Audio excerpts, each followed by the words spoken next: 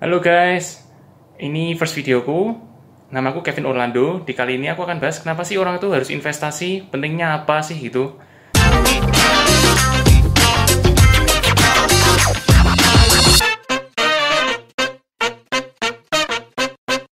Nah, investasi pertamaku yang aku lakukan tuh yaitu investasi reksadana, tepatnya reksadana saham tahun 2018. Nah, sekarang ini aku juga masih belajar investasi dan trading di saham dan obligasi. Nah, sekarang aku mau tanya teman-teman dulu yang nonton videoku ini, siapa yang sudah melakukan investasi? Let me know in comments ya, teman-teman. Makanya make sure kalian nonton video ini sampai akhir supaya kalian tuh tahu pentingnya investasi itu apa. Bisa investasi saham, investasi obligasi, investasi reksadana, investasi emas. Nanti di next video aku akan coba bahas satu persatu menurut pengetahuan dan experience-ku ya. Nah, bagi kalian yang baru pertama kali datang ke channelku dan nonton video ini, make sure buat kalian subscribe dan turn on notifications supaya kalian nggak miss videoku berikutnya tentang investasi ya. Teman-teman, oke, aku akan langsung bahas kenapa sih orang itu harus investasi. Kalau teman-teman ada beda opini atau pendapat, boleh langsung komen ya. Nanti aku akan reply satu persatu. Oke, yang pertama tuh teman-teman, adanya inflasi. Apa sih inflasi itu? Inflasi itu artinya uang yang kita punya tuh mengalami penurunan atau devaluasi karena harga barang-barang naik. Nah, setiap tahun tuh pasti terjadi inflasi.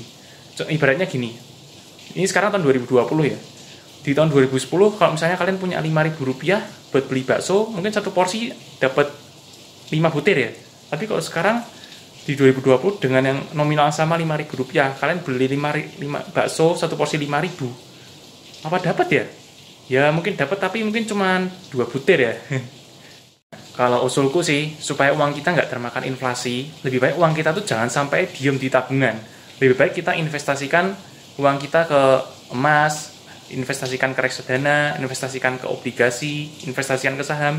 Ya bukan berarti nggak punya uang sama sekali di tabungan sih. Punya, tapi jangan terlalu banyak lah. Lebih baik kalau ada dana yang dingin atau nganggur, diinvestasikan. Jangan didiamkan di tabungan. Kita langsung lanjut ke nomor yang 2 ya. Ke nomor 2 yaitu compound interest. Artinya apa sih? Itu bunga berbunga. Ini aku ada quotes dari Albert Einstein. Coba aku translate ya. Bunga berbunga itu adalah keajaiban yang nomor 8 di dunia ini. Bagi orang yang paham cara kerjanya investasi, dia akan menerima hasil bunga itu. Tapi bagi orang yang belum paham cara kerjanya investasi, dia akan harus membayar bunganya itu malahan. Hebat kan? Dari dulu sudah bisa menganalisa yang terjadi sampai sekarang ini. Dan kalau teman-teman tahu ya, Warren Buffett itu aja mulai investasi pertamanya tahun umur 11 tahun. Nah, sekarang dia umur sekitar 90 tahun kalau nggak salah masih melakukan investasi. Jadi investasi itu tidak ada kata terlambat. Kalau misalnya kalian tahu Warren Buffett-nya Indonesia, Bapak LKH atau Lee Keng Ho, itu aja investasi sekitar umur 30 atau 40 ya. Itu kan kalau dibandingkan kita sekarang, milenial kan masih jauh ya. Kita masih lebih untung secara usia. Walaupun mungkin modalnya belum terlalu banyak. Jadi ibaratnya gini, kalau kalian melakukan investment, kan yang kalian harapkan kan dapat return kan. Kalau bisa returnnya yang tinggi. Nah, kalau kalian sudah dapat returnnya itu atau profitnya itu jangan dihambur-hamburin. Lebih baik profitnya itu kita tabungin lagi ke modalnya buat investment lagi. Ibaratnya gini, tahun ini aku investasi 10 juta. Tahun depan cuan 10%. Berarti cuan 1 juta ya. Kan berarti 11 juta. 11 juta kalau ada 10%-nya lagi, berarti 1,1 buat tahun depannya lagi. Nah, kalau anggap aja ada orang namanya Joni. Mulai investasinya bareng sama aku. Tahun ini 10 juta, cuan 10%, tahun depan jadi 1 juta jadi 11 juta. Tapi 1 jutanya diambil, nggak diinvestment lagi. Kan berarti setiap tahun depannya 1 juta, 1 juta, 1 juta terus.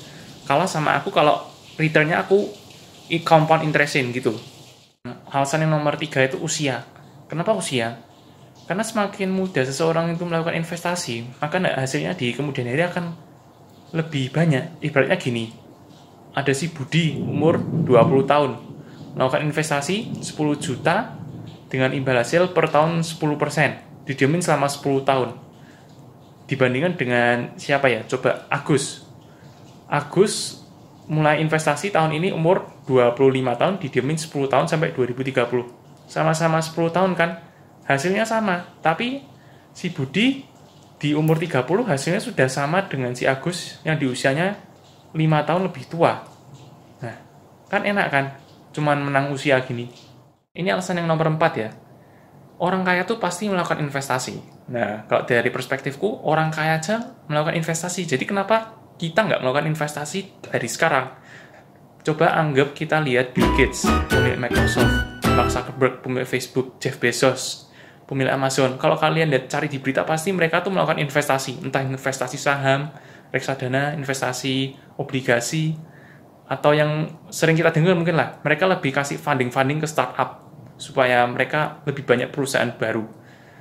Itu juga salah satu bentuk investasi, tapi kan uangnya butuh banyak sekali ya.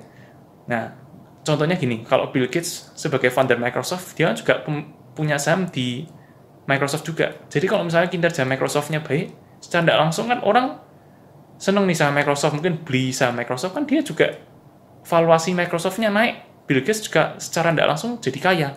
Jack Ma, pemilik Alibaba pun juga kayak gitu.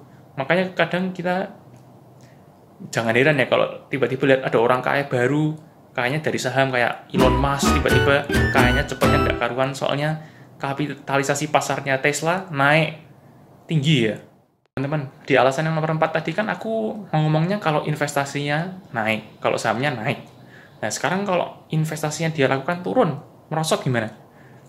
Nah, di alasan yang nomor 5 ini, aku ingin sharing kenapa investasi itu baik. Investasi itu baik dan perlu karena itu melatih ketajaman analisa dan cara mengelola uang seseorang. Karena investasi itu kan pakai uang dasarnya. Jadi kan kita nggak pingin uang kita loss. Kalau bisa pingin profit sebesar-besarnya kan. Nah, jadi orang kaya itu bukan kaya dari investasi tiba-tiba langsung kaya. Kalau menurut aku tuh orang kaya itu bisa kaya soalnya mereka tahu cara mengelola uangnya.